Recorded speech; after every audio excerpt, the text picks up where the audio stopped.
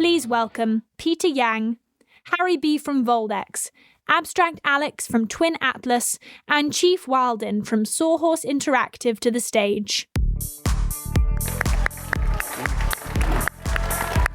All right.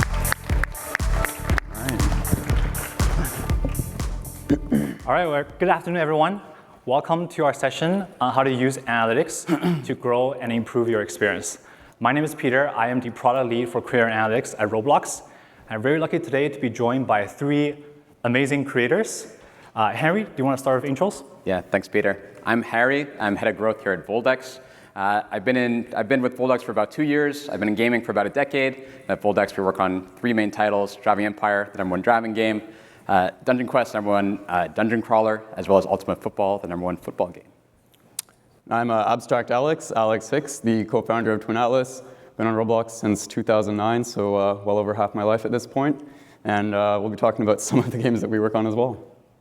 And I'm Michael Dougal. I'm one of the technical directors at Sawhorse Interactive. Also been on the platform since 2009.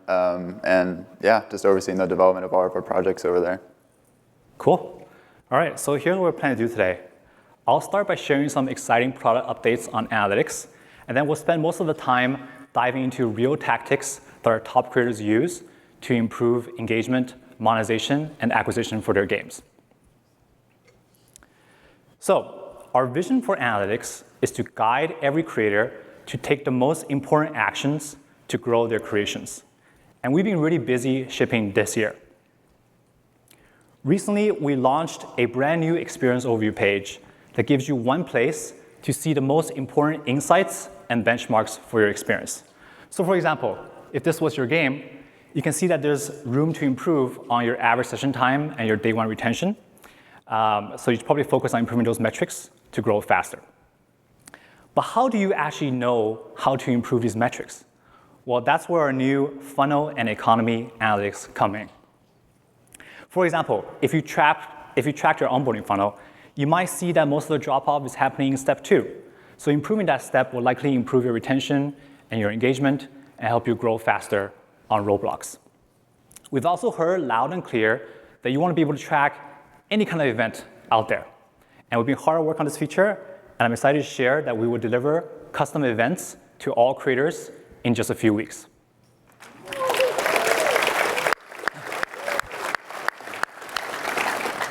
All right. Last but not least, you've been complaining about this for probably over a year. You've been telling me and everyone else at Roblox that you really want to A/B test your thumbnails. But we think we built something even better than that. We call it thumbnail personalization. All you have to do is upload a few thumbnails for your experience, and we will automatically show the best thumbnail to the right user. And you can also see all the different metrics per thumbnail, including which segment performs the best for that thumbnail. So we're really hard at work on this feature, and we hope to deliver it in a month or 2. Soon we will launch a beta, and you're all invited to sign up.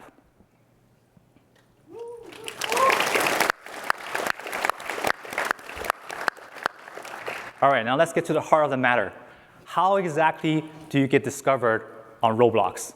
Well, it really comes down to engagement or playtime, monetization or revenue, and acquisition or qualified plays. A qualified play is when a user clicks on your experience and joins it and actually sticks around for a few minutes or does some sort of engagement as opposed to leaving right away. And you can see here all of these input metrics that contribute to engagement, monetization, and acquisition. So again, look at your new experience overview page, monitor how you compare with similar experiences on these metrics, and focus on the ones that are below benchmark. That's how you can get discovered and grow on Roblox. All right, now let's dive into the most important category, engagement. If you just remember one thing from this session, make it about how important it is to retain new users. For example, if your average session time and day 1 retention are below benchmark, then you should really track and fix drop-off points in your onboarding funnel. You can also use funnels to track and improve user progression by giving players clear goals to work towards and also balancing the difficulty and the fun. All right, now here's Harry to share a real example of how improving onboarding supercharged his game. Great. Thanks, Peter.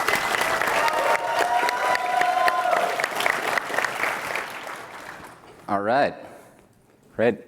How's everybody doing? Having a good RDC? Yeah. Nice. Nice. Happy to hear it. So I'd love to walk you through a real-world example of how we improved retention and playtime on Dungeon Quest.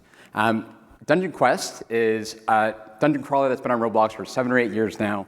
We acquired the game mid-2023, and this year, from all the initiatives that we worked on, it's actually nominated for a Roblox Innovation Award for Best RPG. So shout out to the Dungeon Quest team.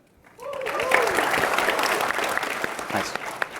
So what we do here at Voldex when we acquire games, operate games, is we look at the analytics behind the game. What's happening? What are the players doing? Where are they dropping off? So this is a great segue into the product that Peter was talking about. So when we acquired Dungeon Quest, we saw that the first step of the funnel, which is users actually getting to the game, they were having a really tough time. About 25% of users couldn't get into the game from pressing the play button to getting in. It was just simply taking too long. The next step is users actually playing a dungeon. It's being Dungeon Quest, that's the core loop of the game. And users, they couldn't play. They didn't know how to find it. They didn't know how to start a dungeon. So we saw 60% drop off in users from pressing the play button, getting in, to starting a dungeon.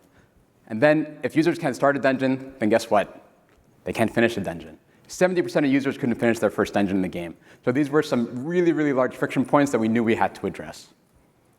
So next up was fixing those drop-off points. So the first thing we did was fix the load times. We removed any unnecessary loading of images or content that a user didn't see during their first session. So we made it faster for users to load into the game. The next step was getting users to start the dungeon. So we changed the onboarding flow. We made a new guided tutorial for them to understand how to actually start that dungeon and get into the game. And this is something that we've seen in mobile games. I've been in mobile games for 10 years, and we thought that it could work on Dungeon Quest, and I'm glad that it did. And finally, when users got into the dungeon, we updated the experience. We refreshed the dungeon. We made it more modern.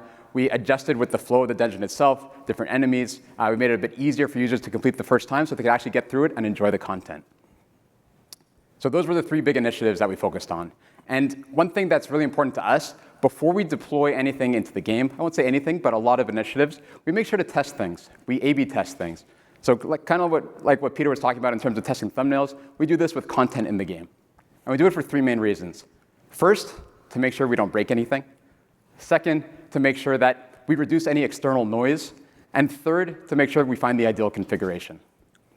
So from this test, we can see the blue line, which is users not having an onboarding. It was at about the 35 to 40% rate that I shared before of users starting starting the first dungeon.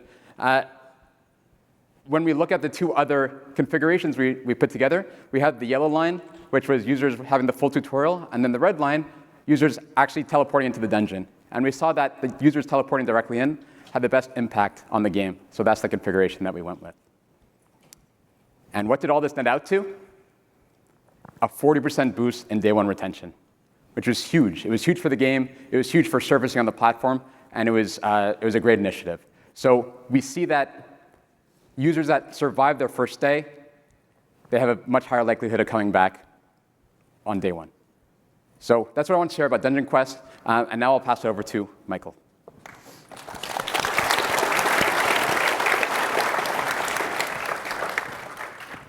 Thank you, Harry.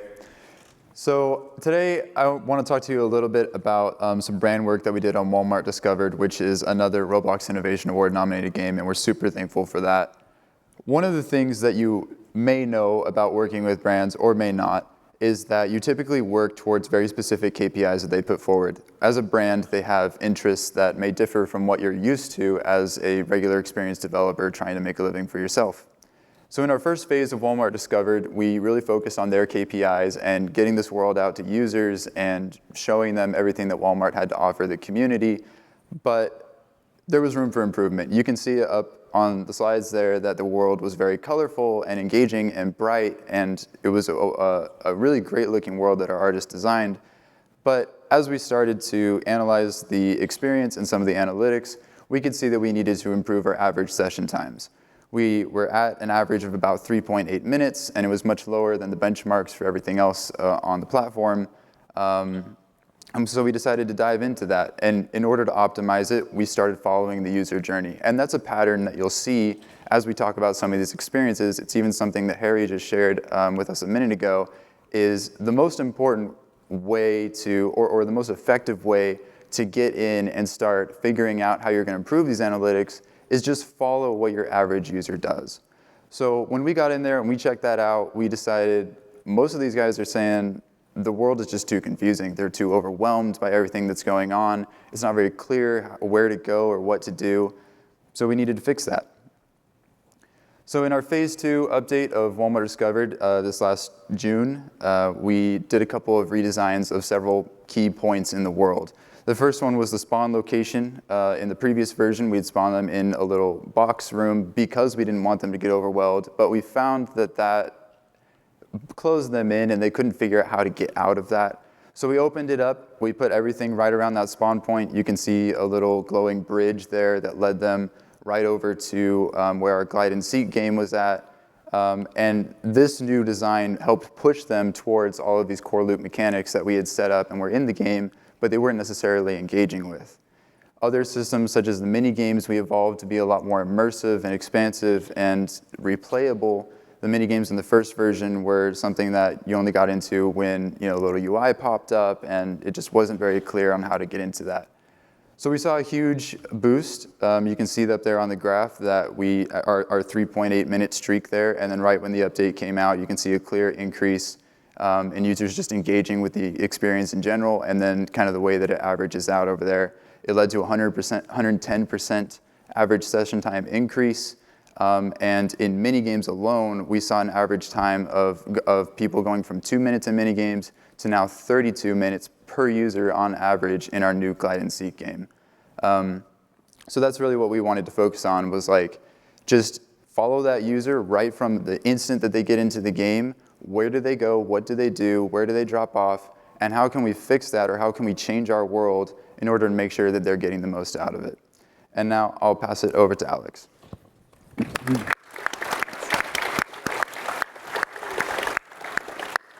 All right. So at Twin Atlas, we develop a lot of games from the ground up, which means it's very important to use data to actually validate that what we think is going to happen in our games is going to happen. So here you can see some of the onboarding funnel, identifying an obvious drop-off. Those guys have done a great job kind of highlighting why that's important. So I want to dig into some more game-specific examples of where that you can look at the data and figure out if what you think is happening is actually happening. Okay, so in Swordburst 3, we released a feature called the Void Tower. Nice picture of it over there. When we first released this, the idea was that you would clear floors in the tower, and every 10 floors, you would unlock a reward. So the problem is we started tracking how many floors people were doing. You can see in this graph over here, it looks like a staircase. Not good.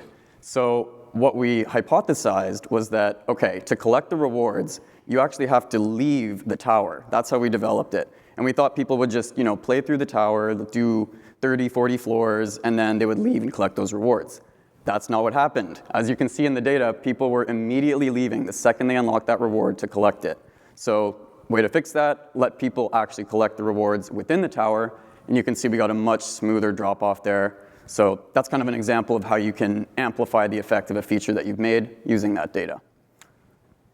Another example, so let's say you have a game like an MMORPG. Swordburst 3 is an open world RPG in this case. So we have players that can be level 1 all the way up to past level 100. So when we're designing an update for the game, we want to know, are we building a new piece of content for 10 players who are at max level? So tracking the percentage of our daily active users that are at the max level kind of lets us figure out where our audience actually is in the game. So once we tracked this data, we found 75% of our daily active users were at max level already.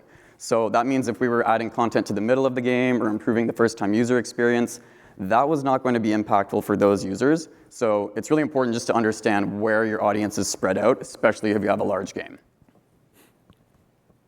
And I'll pass it back over to Peter to talk about monetization. All right. Thanks, Alex. All right, let's talk about monetization. So it's really important to realize that your in-game economy drives your monetization. So if your payer conversion rate or your average revenue per paying user are below benchmark, then chances are something is wrong with your economy. For example, if your sources exceed your sinks and your average wallet balance for your players is ever increasing, then users are gaining currency faster than they can spend it. So what you want to do maybe is to add more items for them to buy or improve the shop UX to make it easier for them to purchase those items. It's also a good idea to launch themed items and first-time purchase bonuses with your major events and content updates to ride the hype. All right, now here's Harry again to talk about real tactics to improve monetization. Cool. Thank you, Peter. Great. So let's go back to Dungeon Quest. They had 2 monetization efforts that worked really well this year. The first one increased paying user conversion rate by 180% on a user's first day in the game. The second improved average revenue per daily active user by 20% across the user base. Huge initiatives, massive, massive initiatives. So the first one was personalized offers. So prior to putting them into the game, they did not exist. Personalized offers are something that we know works, again, in mobile games, customized to a user at the right point, at the right time, with the right offer. So these didn't exist in the game. When we put them into the game, it increased conversion rate by 180%. And this is what it looked like. And what are they? So we gave users content. We gave them a reason to buy before they started any dungeon inside of the game. So before the first dungeon, second dungeon, third dungeon, we gave them content that was applicable to them for all of the different classes in the game. And we also made it time limited, so we put a little bit of a time pressure on them to make that decision.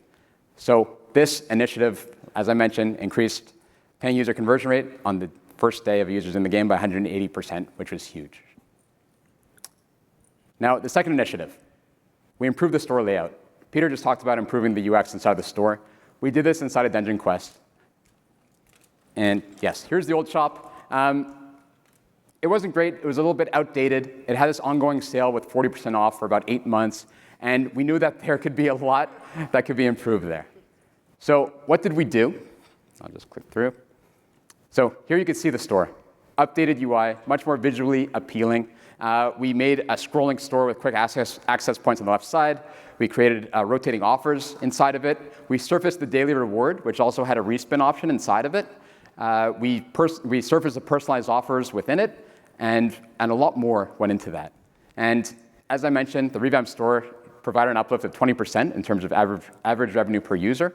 And Dungeon Quest isn't the only game that we've revamped the store on and seen success. We also did it in Dungeon Quest about a year ago, in Driving Empire, about a year ago, and saw a strong average revenue per user uplift as well. So this is definitely low-hanging fruit that you should certainly look to leverage. Great. And now I'll throw it over back to Alex. Yeah. Thank you. All right, so talking about events. So in World 0, we did an event called the Dragon Boss event, and we wanted to maximize how well this did. So first thing, kind of like I was just talking about before, in an MMO or any game where your players can be at a wide variety of places in the game, it was important that we made sure every player could participate. So if you're a brand new user at level 1 or you're a player at max level, you can still play this event and it will apply to you. So with the event, we added a bunch of cosmetics as well, so a bunch of new items that players wanted to obtain. And on top of that, we upgraded our premium shop to have a one-time bonus for every single tier of premium currency. So the very first time you purchase that, you would get that bonus. This essentially turned it into a checklist type minigame where we saw a lot of our paying users went out of their way to buy tiers that they wouldn't have usually purchased just because they wanted to claim that one-time bonus. So this was a great strategy for us. You can see we saw a huge uplift in our revenue. And then throughout the duration of the event, a 50% boost for 2 weeks afterwards. So that was really successful. And then looking at player wallets, this is also hugely important. If there's anything you take away from this part of the monetization, it's that you do not want your players to be overly rich. So when we did our event, we saw tons of premium currency being generated. And it was really important that we tracked our players' wallet to make sure that wasn't just going straight up. Because if it was, that would mean that our players are getting a ton of currency. And the next time we do an event, we're not going to see that monetization kick in because they're already going to have tons of funds to dump into it. So fortunately, we did not see that. we saw a huge spike in the amount of currency being generated, as you can see on the pink graph. And then underneath that, the green shows you that that was all being sunk back into the event. So that's what a healthy event looks like. Even better if you can reduce your player wallet, because that means that you're just sinking more currency that players have saved up from previous events as well. And I'll pass it back to Peter to talk about acquisition. Thanks. All right, guys, sorry you guys have to clap so much, but yeah. So last category is acquisition. And as you may have guessed, we talked about already, better engagement drives better discovery. So the most important thing that you can do to help your game get discovered on Roblox is actually just to get users into the fun as quickly as possible after they join your game. Remember, a qualified playthrough rate is a percent of users who engage and stay in your experience as opposed to leaving right away. And of course, it's still really important to test different thumbnails and icons, especially with new updates, and monitor their impact on your qualified playthrough rate. Hand it back to Alex to talk about testing thumbnails and icons. Thank you. OK, so Roblox has thumbnails and icons. Which should you prioritize? Which should you care about more? So right now on Roblox, you'll see thumbnails in places like today's picks, recommended. So that means new users are typically seeing your thumbnails. Whereas icons, you'll see in places like continue playing, sponsored, push notifications, friends, etc.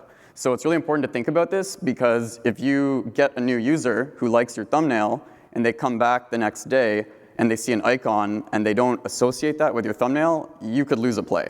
So it's really important to make sure that both of those are taken care of. And then make sure that you don't just rush one of them. We'll see a lot of the time people will make a really nice thumbnail, and then they will try to squish that into an icon and just call it a day. You don't really want to do that. You want to make sure that both of them are as effective as possible. So taking a look at Swordburst 3, we had two thumbnails here. The one on top was not performing too well. Reasons for that is there's just too much going on in the scene. There's no clear focus what you should be looking at. So we updated that to have one with a much clearer focus. Giant worms were popular at the time, so we kind of leveraged pop culture there, and we saw a huge uplift with that. So that improved our click-through rate, and then you can see that led to many more users being recommended to our game. So not only is it important to just look good, but the algorithm will reward you if players think your icons and thumbnails look good as well. And now I'll pass it back to Harry. Great. Thank you. Thank you, Alex. Great. So one more example for you guys, this time from Ultimate Football. And actually, I wish we had time to update the slides. Yesterday, we just signed with the NFL, and the game is going to be totally rebranded, and it's now going to be called NFL Universe Football. So super exciting. Congrats to everyone at Voldex. Yeah. Awesome. So this is a topic that's near and dear to my heart. I've been in performance marketing for 12 years now, and on Roblox, testing creatives has a lot of opportunity to provide growth for your game. So we acquired Ultimate Football earlier this year, and one of the first things that we did was start testing thumbnails for the game. We worked with Roblox on this initiative as well with the personalized thumbnails, and it's something that we have a lot of experience doing, as I mentioned. So since I started here at Voldex, I've been working with our marketing specialist, Ellie, and our marketing artist to run a ton of tests. And when I say a ton of tests, I mean a ton of tests. So when we ran this test with Roblox, we gave them 6 thumbnails. And I've indexed them on a scale to show the lowest performance to top performing. And you can see here that the first thumbnail that we tested had a factor of 1.0. The second thumbnail, 1.15. The third thumbnail, all the way up to the 6th thumbnail, increasing in efficiency and increasing in converting users to the highest rate of 2.5x stronger than the weakest thumbnail. And this is huge because the more users you convert, the more users get into your game. And as Alex mentioned, and as Peter mentioned, the more users you're converting, the stronger of a signal it is to Roblox and the algorithm, and the more impressions you are blessed with. We like to call it blessed with impressions and surfacing. So what was the impact of this strong thumbnail? And the thumbnail is super cool with the red player card with the stats behind it. Really, really cool. The impact of this thumbnail, you can see before, during the testing period, we had a stable amount of impressions while the test was going on. We deployed the thumbnail, and then all of a sudden we saw an increase in impressions on the platform. So once again, we're talking about it now. That that QPTR, that qualified playthrough rate, super, super important. Test your creatives, use the tools that are coming from Roblox because it could make a really big impact for your experience. Great, and I'll throw it over to Michael. Thanks again, Harry. Okay, so going back to Walmart Discovered for a second, I talked about our update. I talked about a couple of things that we did to improve our engagement. And now I want to talk a little bit about the way that we marketed this to take advantage of the algorithm and to get some attention from that. So you can see here, and I've removed the numbers for brand data privacy, but you can see the spike on the orange line of where we started our marketing campaign, which was right when our update dropped.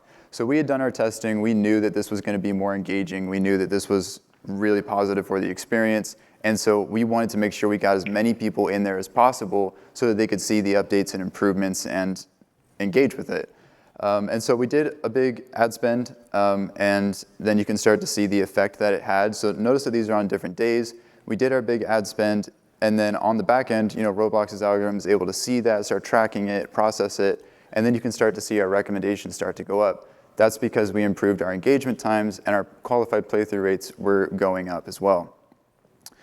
The other thing to note is that a large marketing spend like this can also prioritize your game in terms of the initial pool of games that the algorithm looks at to send out recommendations. So it's highly recommended that if you guys have an update that you're pushing out and you know it's going to be a big change, make sure you accompany that with a large marketing spend so that you can also take advantage of that prioritization. And now I'll hand it back to Peter.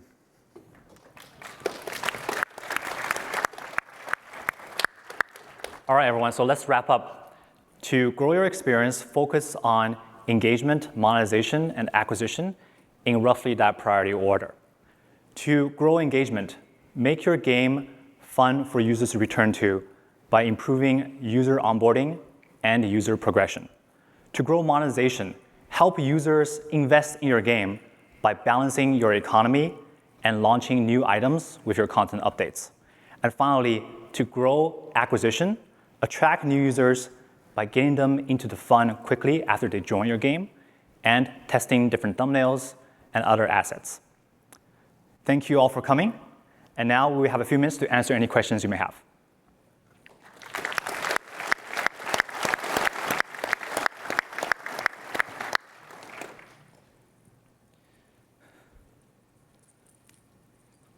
All right, we got one. I have a question for Michael with the Walmart branding. Do you have to set expectations with them that there will be iterations and there will be improvements, or do they see your initial numbers and kind of freak out and then you've got to talk them off the ledge? How do you kind of deal with that? I'm fortunate to say that we've never really had to talk many people off of the ledge, but you're correct. Yeah, when you're working with a brand, oftentimes you will set expectations in the beginning and say, hey, this is roughly the number of users that we expect. Our marketing team is fantastic in that they generally have a good handle on certain ad spends in certain locations or with certain users will generate an estimated amount of users. So we're able to accurately predict that for them with some of the data that we have, and we've been able to deliver on that. So yeah. Cool. Yep. Hey, so in the finishing thoughts, you made it kind of come off as this is the order: engagement, monetization, acquisition. So I'm just wondering, shouldn't monetization be last, or what's the thought process behind monetization being in the middle rather than at the end, where it's the reward you reap for good engagement and acquisition? Yeah, I think this is the rough order, just in my opinion, because I think it's really important to have strong engagement, because if people are just leaving from your game right off the bat, you're not going to have a chance to monetize them. And if you're focused on acquisition without strong retention or engagement, you're growing like a leaky bucket, right? Once you have strong engagement, then it's important to think about how players can actually invest more in your game through monetization. And then, of course, you need to drive top of funnel growth. I'm sure the experts here know more, but no? I think you answered it pretty well. They're all pretty important. Like you said, you can't monetize users if they don't think they're going to stick in your game long term. I think if they see a lot of fun ahead of them, they'll be more likely to make that purchase. So in terms of ranking them, I don't say I have a ranking either, but I think at the end of the day, engagement, a fun game, that's the most important. Got it. Thank you. Hello. My question's pretty vague, but I was just wondering if any of you guys have noticed if any of the criteria have more of an impact than others, or if they all weighted very equally, I guess. So. Great question. We've seen different KPIs move the needle in different ways, and I think what's the most impactful is if you are sitting below a benchmark for any given KPI, whether it's retention, playtime, monetization, or user acquisition, or QPTR rate, if you go to where the benchmark is, within that band or the top of the benchmark, you will start seeing more surfacing on the platform, and that'll be a really important signal for the algo. If you're already at the top of the band and you improve it even more so, I think the impact will be less in terms of more surfacing for you. So if you're below the 50th percentile in any of these metrics that Peter's highlighting, getting above the 50th percentile will likely move your metrics the most. Gotcha. All right, thank you. Yeah. Hi, my name is Bruno, as known as Aibugo. I'm from Brazil, and I know all the metrics are important, but which one is the most important for you guys, like the special one? I would say that, I mentioned engagement, I think is very important, but I would also really prioritize your click-through rate. I've seen a lot of fantastic games that just have a horrible icon or thumbnail, and they could be getting, I'm not even kidding, up to 4 times the amount of people recommended by the algorithm. So people who are neglecting their thumbnails and whatnot, even if they have a fantastic game behind the hood, you could be getting 4 times, 5 times as many players put into your game. And so even if your retention isn't great, retaining that percentage of 5 times the users is still much bigger. So that's what I would highlight, yeah. And if I could add on to that, I think it depends on what you're trying to accomplish. All 3 of these sections are interconnected. They're not, the more that you get people to engage, the more people you'll have to monetize, the more that you retain, the more people you'll engage. And so it depends on where your experience is struggling, and the teams down at the booths have been fantastic in terms of providing insights for that. But also the thing that Peter was showing at the beginning with the overview of just the lines showing you where you stand against everybody else. Those are great things to pay attention to in general. Okay, thank you. I'll add one more thing for Bruno, right? Yeah. I look at ultimately those factors, also what pays the bills, right? So monetizing users is extremely important because that makes you a successful business. In the world where immersive ads exist, then it doesn't matter if they're monetizing through in-game purchases, because you can monetize through ads. So if you're ad heavy, let's say, then you want DAO in the game, you want users there. So retention, engagement, super important. If you don't have immersive ads and you're monetizing through in-game purchases, then monetization is a super important lever for you to pull, because that pays the bills. Yeah. Hey guys, thanks for the talk. I was curious, you mentioned personalized offers earlier. Yep. Could you expand on that a little bit, how you sort of use analytics to drive those? Yeah, sure, happy to. So I'll go back to the mobile gaming world. I worked at a company called Playtika, and we're super advanced in terms of understanding our users' progression through our games, what their purchase behavior was, what type of items they used to select, and what we did, we surfaced the right offer to that user in terms of that. We called it a comfortable offer, which was essentially what they were used to buying or items or elements that they liked buying. So the Dungeon Quest team implemented it related to a character class that a user has chosen, related to their progression in the game, so what dungeon that they're on. So the offer that's there is super relevant to them in terms of where they are in the game and who they're using. So yeah, personalized to the user based on those factors: progression, character class, what they're doing inside of the game.